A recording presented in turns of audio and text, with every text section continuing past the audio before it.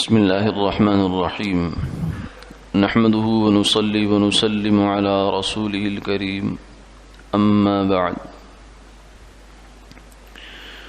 عن أبي أمامة رضي الله تعالى عنه قال قال رسول الله صلى الله عليه وسلم عرض علي ربي ليجعل لي بطحاء مكة ذهبا فقلت لا يا ربي ولكن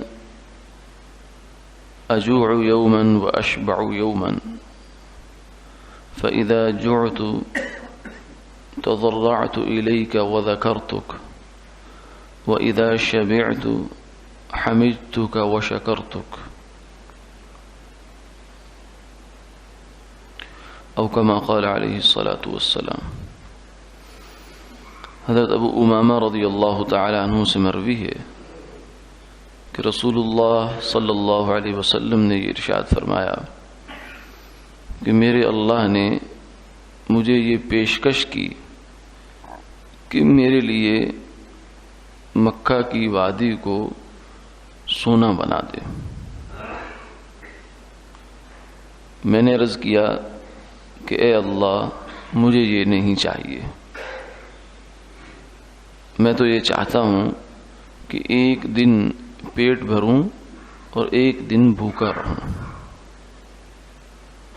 جب بھوکا رہوں تو آپ سے گڑ گڑا کر مانگوں اور آپ کو یاد کروں، اور جب پیٹ بھروں تو آپ کی تعریف کروں اور آپ کا شکر ادا کروں۔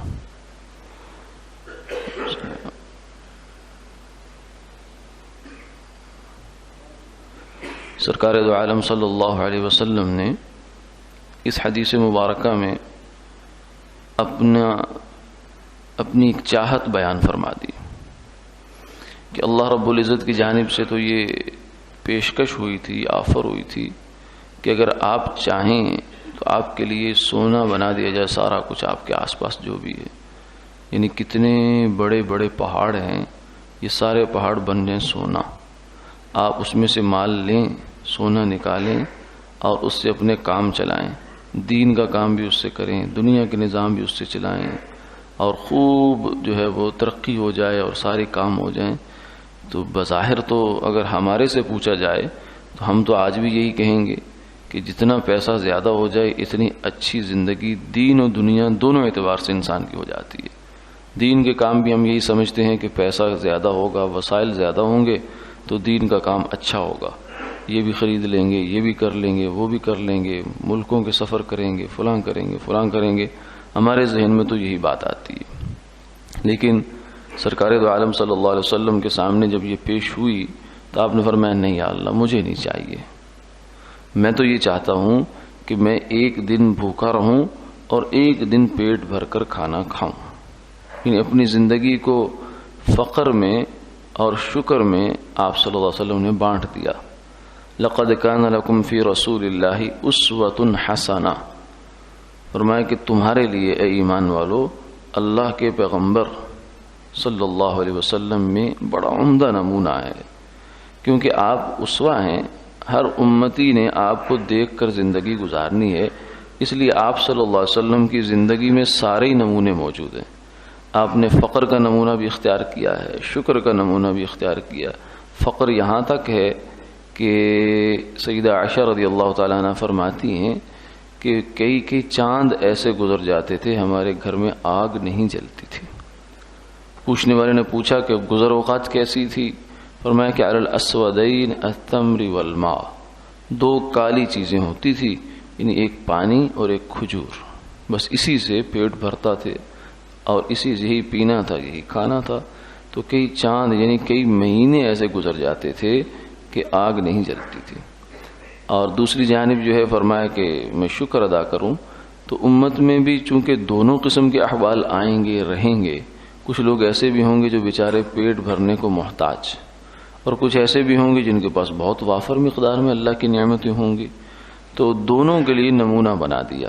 فرمایا کہ جب نہیں ہوگا، پیٹ خالی ہوگا تو تم سے مانگوں گا، گڑ گڑا کر دعا کروں گا، سوال کروں گا، اور یہ مانگنا بھی ایک خزانہ ہے۔